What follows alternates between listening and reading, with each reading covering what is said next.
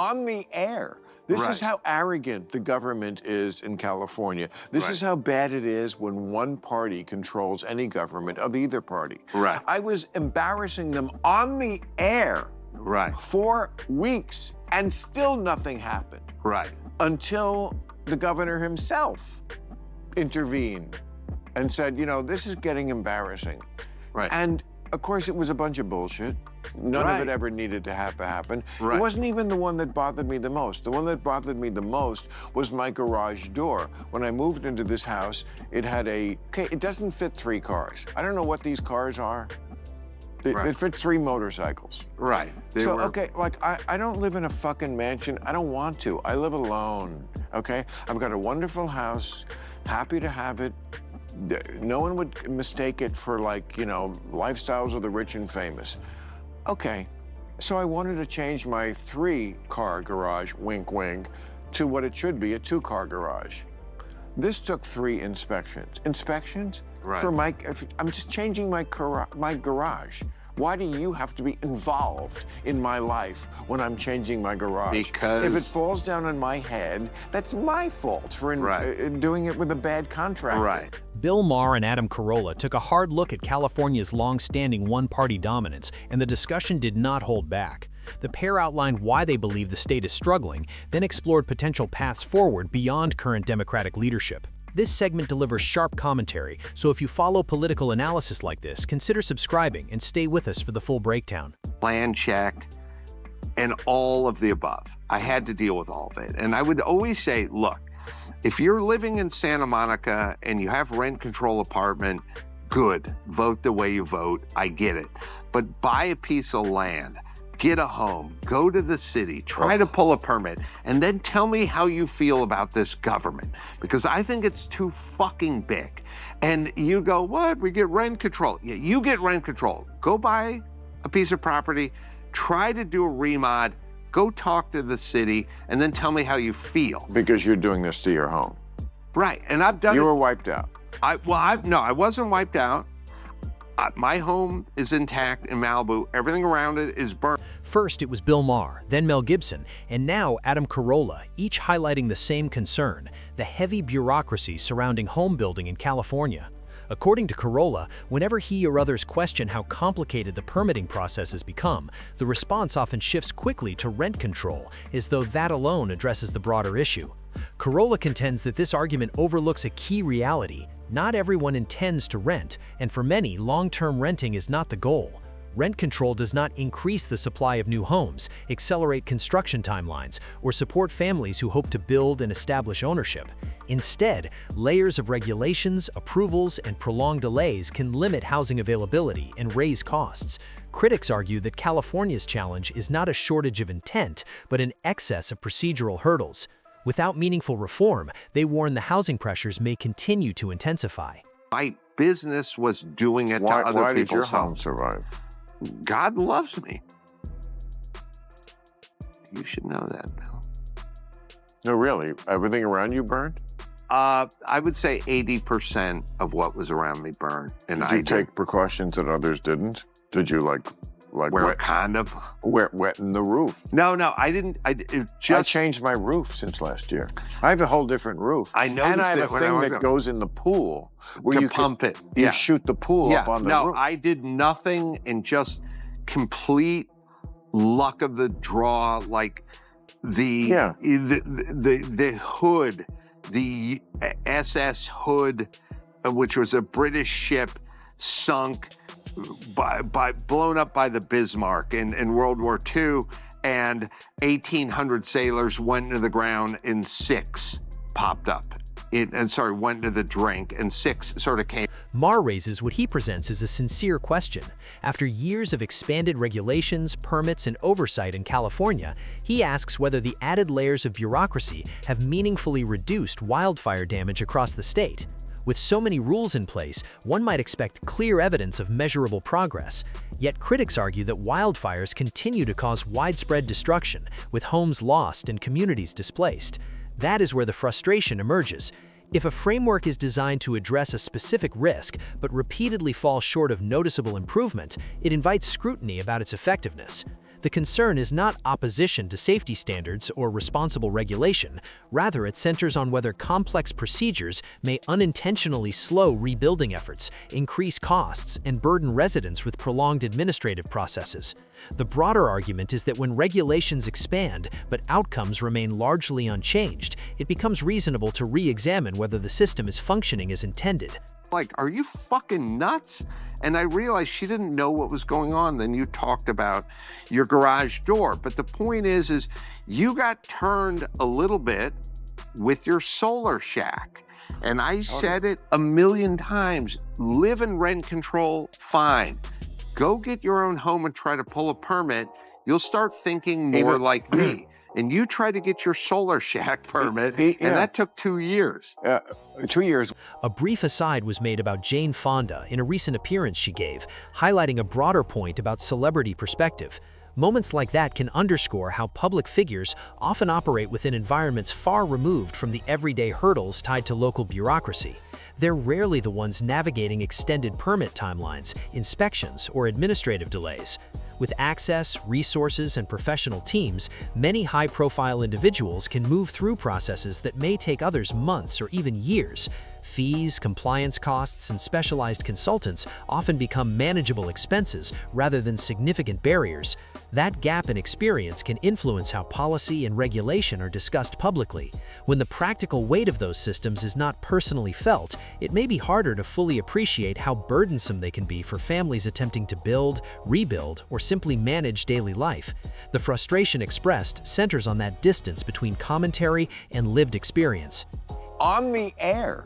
This is how arrogant the government is in California. This is how bad it is when one party controls any government of either party. I was embarrassing them on the air for weeks, and still nothing happened.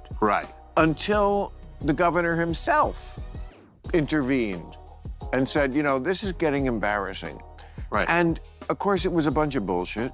None of it ever needed to happen. It wasn't even the one that bothered me the most. The one that bothered me the most was my garage door. When I moved into this house, it had a... Here is the moment that gives many viewers pause. Maher shared that it reportedly took 2 full years to secure a permit simply to repair his roof.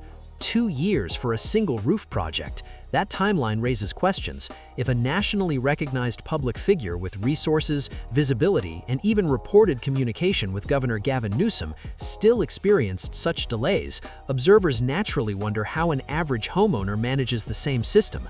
Most residents do not have access to legal teams, public influence, or the financial flexibility to absorb extended waiting periods. Maher's example is often cited to illustrate a broader concern. When delays appear widespread regardless of status, it prompts debate about whether the permitting framework is functioning as intended. Critics argue that excessive inefficiency can shift the system from protective oversight towards an obstacle that weighs heavily on everyday residents. 3 garage door. Okay, it doesn't fit 3 cars. I don't know what these cars are. It fits 3 motorcycles. Okay, like I don't live in a fucking mansion. I don't want to. I live alone, okay? I've got a wonderful house, happy to have it. No one would mistake it for, like, you know, lifestyles of the rich and famous. Okay, so I wanted to change my 3-car garage, wink wink, to what it should be, a 2-car garage. This took 3 inspections. Inspections? For I'm just changing my garage. Why do you have to be involved in my life when I'm changing my garage? Because if it falls down on my head, that's my fault for doing it with a bad contract. Maher has also described navigating extensive procedures simply to replace a garage door, a situation critics cite as an example of excessive regulation. For them, it reflects a system where rules can multiply beyond what seems proportionate to the task. From that perspective, routine home maintenance should not require prolonged approvals or complex oversight. That experience is why both Bill Maher and Adam Carolla continue raising the issue in public discussions. Their position is framed less as ideological and more as practical. They question whether certain requirements meaningfully protect communities or simply add cost and frustration. When straightforward repairs become lengthy processes, critics contend it may signal a regulatory system that has drifted away from balance and proportionality. Inauguration. And Trump says, well, we're going to go in and we're going to change the permitting laws. Now, he is obviously a guy who just pulls things out of his ass. I get the impetus to do this. Like, why wouldn't you want to do that? He's the guy who sees a problem anywhere and he goes, I can fix that. Right. But is there any jurisdiction for the president to override local permitting laws? I think I don't know about precedent because no one cared and it never existed. And if you're building a log cabin in 1871, there's no court case Right. on that. I think he can because I've heard something about it. But the point is, Commentators have pointed out that the frustration over bureaucracy has grown so pronounced that Bill Maher once joked about wishing Donald Trump would intervene and streamline the process. The remark drew attention precisely because Maher and Trump are not political allies. Although Maher has shared moments of public interaction with him, he has consistently stated that he identifies as a liberal and would continue supporting Democratic candidates. That context is what made the comment notable. When someone with long-standing partisan preferences briefly entertains the idea that a political rival might be more effective at cutting red tape, observers interpret it less as endorsement and more as a signal of dissatisfaction. Maher's broader point, as described by supporters, centers on functionality rather than party loyalty. The concern is that administrative systems may have become so slow and unresponsive that frustration crosses ideological lines. When debates shift from policy differences to basic questions about whether government processes are working efficiently, it suggests a deeper structural issue deserving closer examination. Metaphor for government and the size of government. When you can't do what you want to do on your land that you own and that you pay taxes on, and you need to ask fucking permission Right. from them to do stuff Right. on your land, Exactly. then we have gone across the Rubicon. We have crossed the Rubicon. And the fact that I bought a warehouse in Glendale, California, and The argument expressed by Adam Carolla centers on a broader principle about property rights and regulatory balance. From his perspective, when homeowners must seek extensive approval for relatively minor changes to property they legally purchased, it raises concerns about whether the system is moved beyond reasonable oversight. Critics describe this shift as a moment when ownership can begin to feel more conditional than expected. For many people, the appeal of owning property includes a degree of control within established safety and zoning standards. However, when small updates require permits, added costs, and prolonged waiting periods, some argue that the original promise of autonomy becomes diluted. Carolla's position is not framed as opposition to safety rules or responsible planning, but as a call for proportionality. There is a meaningful distinction between large-scale construction projects and routine improvements. When regulations apply uniformly to both, critics contend it may blur that line. The broader concern is that excessive intervention could weaken the sense of independence traditionally associated with ownership, an issue that resonates across political perspectives. and pull a permit. And I went in to the planning commission of the city of Glendale, and I said, I want to pull a permit to do some building on my warehouse. And the 25-year-old chick behind the counter goes, what are you going to do with that warehouse? That I bought, by the way. And I said, I'm going to put some cars in there. And she goes, they might let you do that. And I thought, they might let me do that with my property. It's infuriating. It's insane, and it's infuriating. huge, and it's a California thing, and unfortunately it's a blue thing, and it's kind of a left thing. It is. And and they're encroaching on everything. Step back. Some homeowners express confusion about why minor, low-impact changes to property they legally own and pay taxes on can require multiple approvals. From their perspective, small improvements that do not pose clear safety or environmental risks seem unlikely to justify navigating a complex administrative process, yet in certain areas they still do. That frustration often leads to calls for regulatory reform. Critics argue that when rules appear to generate more fees, delays, and compliance costs than measurable public benefit, confidence in the system weakens. Permits, inspections, and approvals each carry financial and time burdens, and those obligations can accumulate quickly for individual families. Supporters of change contend that oversight should prioritize genuine safety and community standards rather than impose disproportionate hurdles. When residents begin to feel that routine upkeep is discouraged rather than supported, it invites broader debate about whether the framework is aligned with public interest. Ultimately, the question raised is whether existing regulations are achieving their intended purpose or warrant thoughtful reassessment. Stop making rules. You don't rule I everything. tell this to Gavin every time I talk to him. Just knock it the fuck off. Just leave people alone. And he says we're doing it, but I don't see it, to be honest. Well, also, He says he's doing it when I confront him with it, but I don't see it. No, because they're there to make rules. That's why they got into power. They like it. They like it. What I want... That's it. They like it. You know, my favorite answer from a politician is, I don't know. I'm not in charge. Ask your dad. I don't run your house. Maher and Carolla ultimately arrive at a similar conclusion. In their view, the regulatory climate in California reflects policy choices more commonly associated with Democratic leadership.